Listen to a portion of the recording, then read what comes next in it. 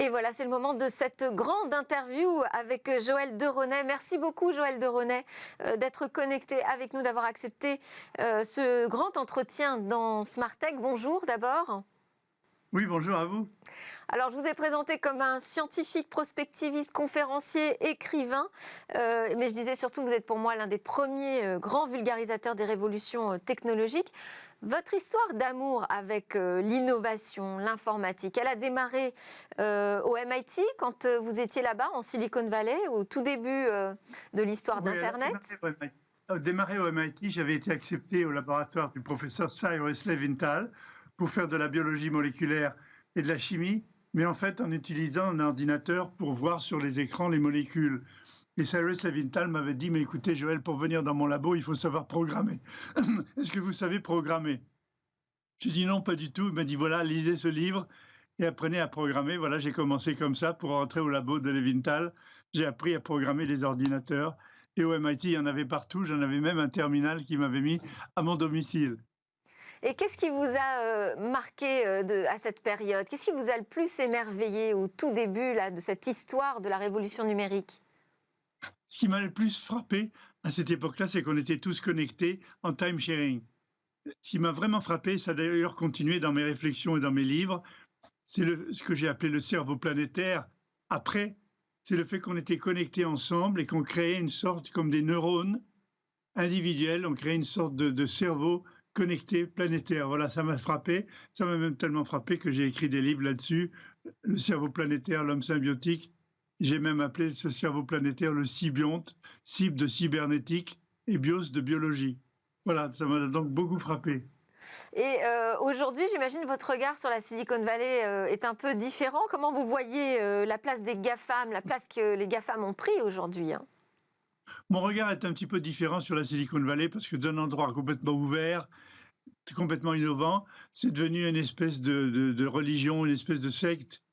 Il y a l'esprit Silicon Valley des entrepreneurs qui reste valable, mais quand même la Silicon Valley exerce une sorte de pouvoir moral avec Facebook, avec beaucoup d'autres choses et les GAFA que j'apprécie plus tellement. Donc je pense qu'il y a une sorte de dérive de l'esprit Silicon Valley. Il va falloir aider à corriger un peu. Et comment vous expliquez que la France n'ait pas pu justement prendre des parts, créer elle-même, pardon, un géant du numérique? On n'était pas complètement largué quand même à l'époque d'ARPANET. Pas du tout, on n'était pas largués, on avait inventé le time sharing, on avait même, il y a eu le rapport Nora-Mac sur l'informatisation de la société, donc on était quand même complètement dans le coup, mais simplement c'est le pouvoir centralisateur pyramidal de la France qui a interdit l'expansion, on dit en anglais bottom-up, du bas vers le haut, des connexions des gens, des innovations Internet pour se connecter en réseau. La France est un pays jacobin, pyramidal, et le réseau est considéré comme quelque chose de louche, qui a le pouvoir diffus, alors qu'avec la centralisation des pouvoirs, nous voulions que tout soit contrôlé par le politique et l'industriel. Donc voilà pourquoi on a loupé la révolution Internet, alors qu'on avait tout pour réussir. Et aujourd'hui, vous avez l'impression que ça a un peu changé, ça? Parce que, Oui, bien sûr, ouais. ça a complètement changé avec les Bon. réseaux, avec la puissance des réseaux, avec l'interconnexion avec la Wi-Fi. La France est bien développée sur le plan de la Wi-Fi, et donc c'est en train de changer. Et ça va changer encore plus avec la fibre optique et la 5G. Alors justement, tiens, on va parler de la 5G, parce que vous êtes engagé aussi sur les problématiques environnementales.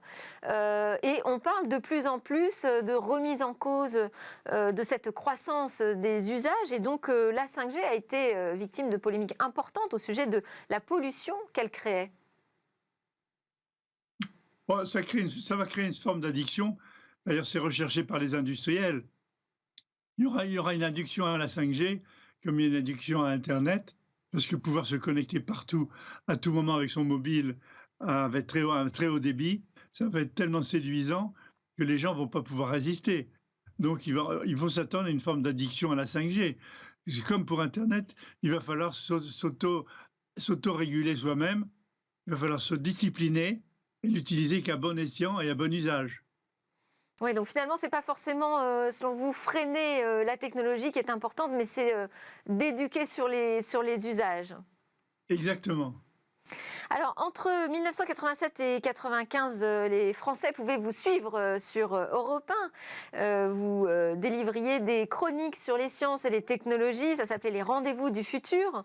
Et je le disais, à l'époque, vous étiez un des rares quand même à vulgariser ces sujets. Pourquoi ça vous semblait si important?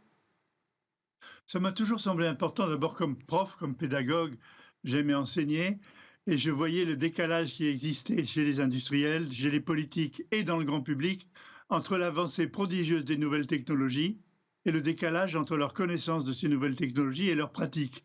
Donc, prenant conscience de ce décalage entre le progrès et la capacité de la société d'absorber ce progrès, je me suis dit qu'il fallait que je fasse régulièrement une émission scientifique et Jean-Pierre Elkabbach à Europe 1 m'en a donné l'occasion et je l'ai prise très tôt. Et pendant 10 ans, j'ai fait cette chronique d'Europe 1, Les Rendez-vous du futur, qui sont devenus plusieurs livres d'ailleurs. Oui, on peut même trouver les retranscriptions sur le site internet qui vous est consacré. Quels sont ces Oui. bouleversements de notre société que vous avez prédits et peut-être aussi ces technos que vous n'avez pas vus arriver? Alors, j'ai prédit évidemment les réseaux sociaux, j'ai prédit Internet très très tôt, avant beaucoup de gens. Donc j'ai prédit Internet, j'ai prédit les réseaux sociaux dans lesquels on est complètement plongé aujourd'hui. J'ai prédit le problème du réchauffement climatique, du CO2, du changement, l'importance du climat sur la santé, de l'environnement. Ce que j'ai pas prédit, par exemple, ce sont les trottinettes électriques dans les villes. Je l'ai pas vu arriver. Le déplacement avec les trottinettes électriques dans les villes, c'était pourtant prévisible, un déplacement très facile. L'électricité, le moteur électrique ajouté à la trottinette électrique, l'extraordinaire expansion de la trottinette électrique dans les villes, j'avoue que je ne l'ai pas vu arriver. Et puis il y a peut-être aussi des innovations qui n'ont jamais pris parce que finalement entre la bonne idée et l'usage, il y a parfois un décalage. Je pense notamment, il y avait une chronique, c'était en 95 sur des antennes satellites invisibles. Bon, bah, c'est un peu dommage, mais on ne les a pas vus arriver. Est-ce qu'il y a d'autres Oui, regrets comme ça que vous avez? elles sont très visibles Eh malheureusement, elles oui, sont trop et c'est visibles. vraiment dommage, oui. Voilà, mais enfin on a une antenne satellite avec notre smartphone qui la capte, qui prend pas trop de place. Donc c'est vrai que ce sont des choses que j'avais prévues, des choses que j'avais prévues qui ne sont pas arrivées. Par exemple, je me suis trompé sur la smartwatch. Là, la montre intelligente, je ne l'ai pas du tout vu arriver. La montre intelligente connectée à la peau, capable de transmettre des signaux venant du corps sur la montre et sur son smartphone, j'avoue que je ne l'ai pas vu arriver. Et pourtant, ça a pris une importance absolument considérable. Eh oui, alors, bon, je ne sais même pas combien vous avez eu de chroniques hein, dans ces rendez-vous du futur, mais c'est vraiment intéressant, passionnant même de s'y plonger. La Cité des sciences et de l'industrie, hein, vous êtes une figure importante de cet instrument d'initiation des jeunes à la science et aux enjeux de société liés à l'innovation. Est-ce qu'elle tient toujours un rôle important, vous pensez, aujourd'hui dans la société? Est-ce qu'il ne faudrait pas réinventer une nouvelle cité numérique, peut-être? Ou plus que jamais, bien entendu, un peu inhibé avec le problème de la pandémie virale, qui réduit le nombre de personnes venant. Mais moi, j'avais eu un petit mot que j'avais utilisé pas mal en disant la Cité des sciences, c'est comme une station-service de l'intelligence sur les autoroutes de l'information. Station-service de l'intelligence sur les autoroutes de l'information.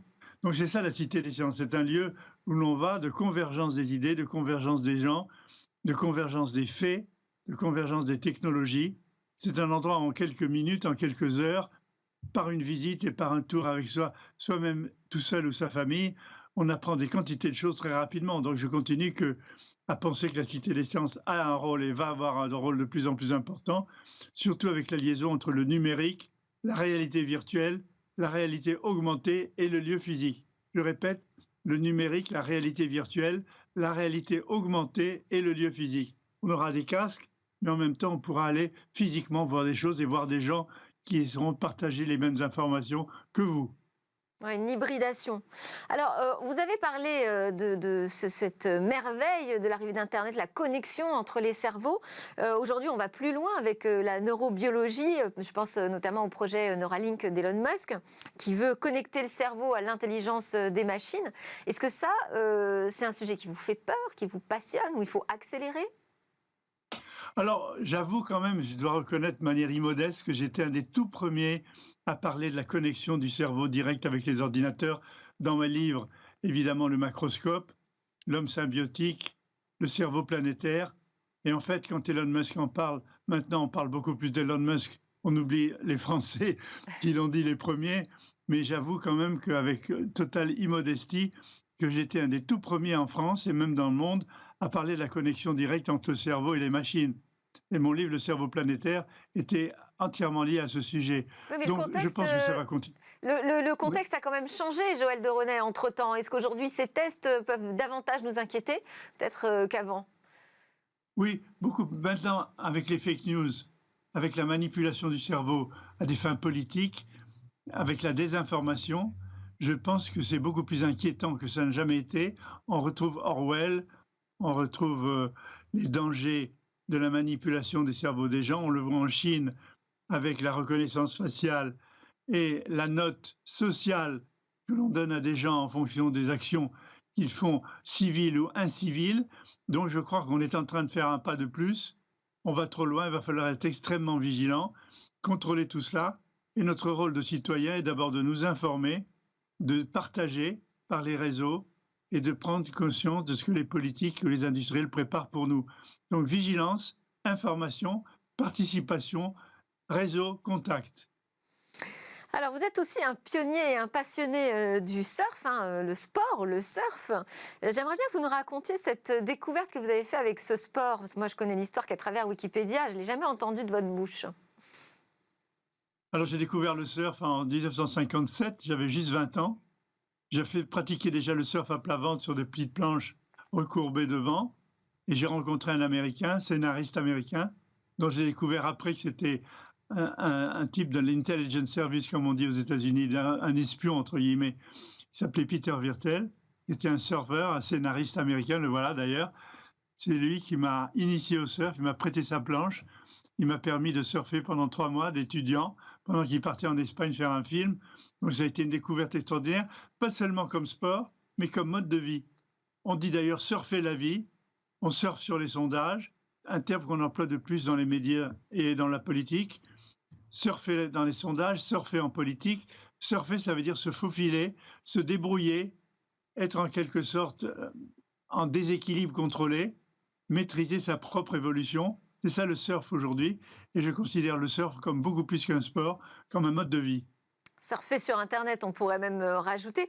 Alors, je sais que vous avez donné aussi une leçon de surf à Catherine Deneuve en 1964. J'ai trouvé en fait cette image colorisée de vous et de Catherine Deneuve sur une planche sur votre compte Twitter.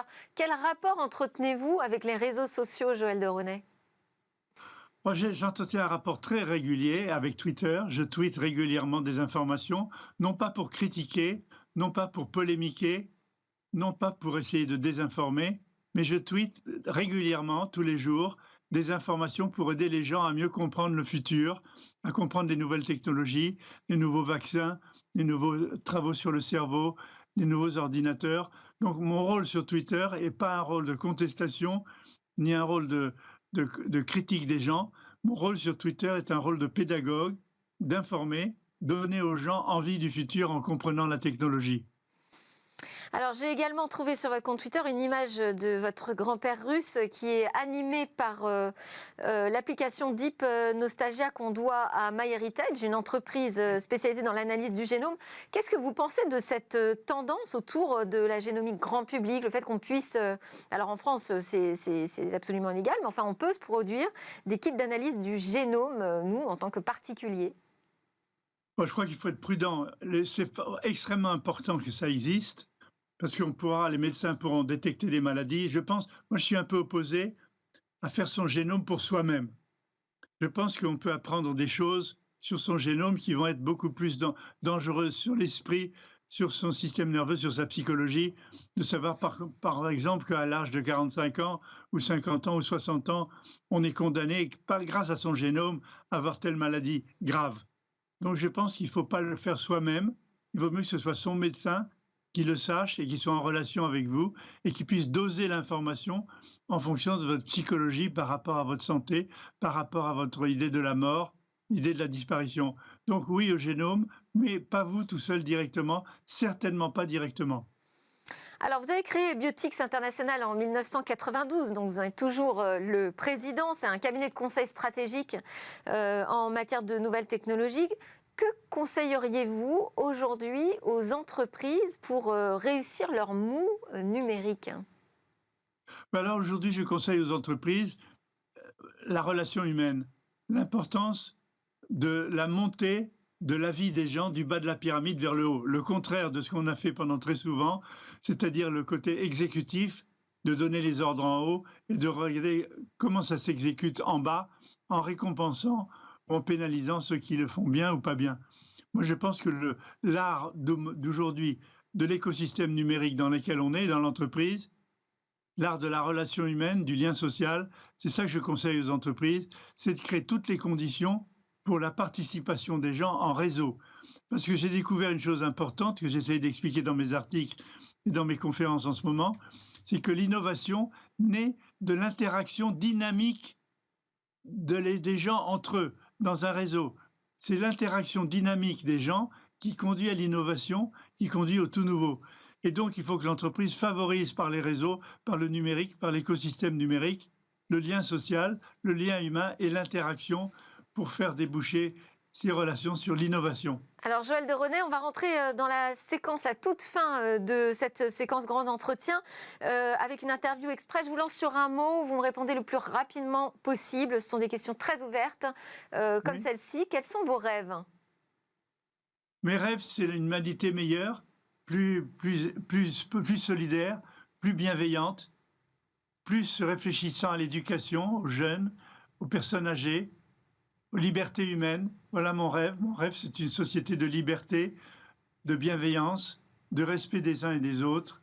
Et j'essaie d'y contribuer à ma humble façon avec mes articles, mes livres et mes conférences. Et le futur, vous l'imaginez comment? Le futur, je l'imagine tel que nous le construirons. Comme le disait Gaston Berger, le futur n'existe pas, le futur est ce que nous en ferons. Et donc, moi, je suis consacré au futur. J'essaie d'expliquer le futur pour donner aux gens envie du futur et pour qu'on le crée ensemble plutôt que de le subir. Et dernière question, la prochaine révolution technologique, selon vous, ce sera quoi? Moi, je pense que c'est la connexion du cerveau vers l'écosystème numérique dans lequel on est. On est déjà en train petit à petit d'y arriver avec son smartphone, qui est une véritable prothèse qui nous permet d'être à la fois une télécommande pour cliquer dans l'environnement, un tableau de bord santé pour savoir comment nous allons, comment nous vivons, une télécommande ouverte pour cliquer sur l'environnement, comme je le disais. Donc de plus en plus, on va être en prothèse, en symbiose avec notre smartphone dans l'écosystème numérique. Et Merci. la réalité augmentée va l'accroître encore plus. Merci beaucoup Joël de René pour ce grand entretien dans Smart Tech. Je rappelle que vous êtes président de Biotix International et avec vous, on a envie de comprendre et d'y aller dans ce futur. À suivre, eh bien, on va parler d'OVNI, on change de sujet, mais ça reste un peu quand même une histoire de mystère et de découverte scientifique.